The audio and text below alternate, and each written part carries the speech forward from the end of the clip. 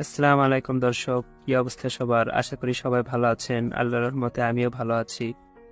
আজকে দুপুরে ঘুমাইছিলাম, ঘুম থেকে উঠে খুব খিদা লাগতেছিল, ভাবতেছিলাম কি করা যায়। তারপরে শিওর করলাম যে বাহিরে একটু যাই। বাইরে গিয়ে অনেক দিন ধরে বাহিরে যাওয়া হয়নি, বাহিরে একটু যাই, সাথে একটু কলাটাও খেয়ে নিই। কলাটা খেয়ে বাহিরে যাব কিছু নাস্তা পানি করার জন্য। চলুন বন্ধুরা, তাহলে যাওয়া যাক। এই নিয়ে আজকে আমি অনেক দিন পরে বাহিরে বের হলাম। পরীক্ষা, প্রাইভেট সব মিলে বাইরে যাওয়াই হয় না, তো আজকে একটু ফ্রি টাইম করে বাহির থেকে ঘুরে আসতে যাব। চলুন বন্ধুরা, তাহলে যাওয়া যাক। ফার্স্ট অফ অল আমাকে এখান থেকে বের হতে হবে, আমার বাসা থেকে বের হয়ে আমার যা একটা রিক্সা ধরতে হবে। বাই দা ওয়ে, সাইডে কিছু দেখবেন না, সাইডে যে কোনো কিছু লেখা থাকতে পারে, আপনি ভিডিওতে ফোকাস করুন। তারপরে আমি একটি রিক্সা ধরলাম, রিক্সা ধরে সাতমাথার উদ্দেশ্যে রওনা হলাম। রিক্সা মামার সাথে 30 টাকা চুক্তিতে হলো। আচ্ছা, তারপরে যাওয়া যাক। মামার পিছনে লেখা ছিল A to Z ট্রেডার্স। এখন রিক্সাওয়ালা মামারাও ট্রেডার্সের বিজ্ঞাপন করে। বাহ, বেকার শুধু আমরাই। আচ্ছা হোক, তাই যাই হোক, মামা এখন আমাদের অনেক ঘুরায় পেঁচায় নিয়ে যাচ্ছে। যাচ্ছে তো যাচ্ছেই, কিন্তু বন্ধুরা কথা তো একটাই, বগুড়া শহরে আসবো আর জ্যাম হবে না? জ্যাম তো অবশ্যই থাকবে। তাই আমিও জ্যামের মধ্যে পড়ছিলাম। তাও মামাকে বললাম একটু চিপাচুপি রাস্তাতে নিয়ে যান মামা। মামা বললো আচ্ছা ঠিক আছে চলেন মামা, আমি চিপাচুপি রাস্তা দিয়ে নিয়ে যেতে।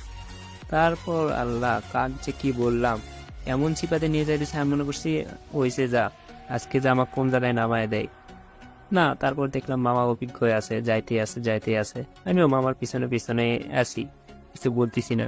আচ্ছা যাক মামা। তারপরে আর কি, আশেপাশে ভিউ দেখতে দেখতে চলে যাচ্ছি। কোন রাস্তাতে আমি জীবনে ওই রাস্তাতে আসিনি। তারপর একটু পর পৌঁছে গেলাম আমার গন্তব্যস্থানে। মামা বললাম এখানে নামায় দেন, সমস্যা নেই। তারপরে মামা এখানে নামায় দিল, আমি নামে গেলাম। তারপর অনেক টাকাটা দিয়ে সরে আসলাম, কিন্তু আসতেই বন্ধুরা হেঁটে দেখলাম এখানে একটা বার্গার বিক্রি করতেছে, তাও অনেক রিজনেবল প্রাইসে। আমি এসে বললাম যাক, খিদা যেহেতু লেগে গেছে, ফার্স্ট অফ অল এটা দিয়েই শুরু করি। তারপর মামা বললাম একটি টিকা বার্গার লাগাই দেন, 20 টাকা করে মাত্র। আপনাকে আমরা প্রাইসটা দেখাই দিচ্ছি, এই দেখুন কতটা সস্তা হলে এখানে বিক্রি করে। অন্তত গরিবের বার্গার কাবাব খাওয়া যাচ্ছে 10, 20, 30 টাকায়। তারপরে মামাকে একটা, আমি বললাম একটি বার্গার দেন টিকা আর একটা সস দেন। এই নিয়ে 20 প্লাস 5 টাকার সস, এই নিয়ে 25 টাকার একটা প্যাকেজ আমি নিয়ে নিলাম। তারপর ওখানে দাঁড়ায় আছি মামাকে অর্ডার দিয়ে। একটু পর দেখি মামা সব রেডি করে আমাকে দিল, সস কাটে দিল। আমি মনে করতেছিলাম না যে এই বার্গারটা 20-25 টাকা কি হবে, অন্তত পেট ভরার মতো একটি খাবার হবে। তারপর আমি আন্দাজে করতে পারিনি যে খাবারটা এত সুস্বাদু হবে। তারপর আমি ফার্স্ট বাইট দিলাম। ফার্স্ট বাইট দেওয়ার পরে যা মনে হলো, না এটি বার্গার 20-25 টাকাতে কিভাবে হয় এত সস্তা দামে, অনেক ভালো বার্গার এটি। যাক, তারপরে আমি আর কি, এই যে দেখাচ্ছি বার্গারটায় মাত্র 25 টাকা। মনে হচ্ছে না যে এটা 25 টাকা। ভালো একটি ব্যবসা দিয়েছে, অল্প টাকার মধ্যে মুখের রুচিটা পাওয়া যাবে যে একটি বার্গারের স্বাদ কিরকম।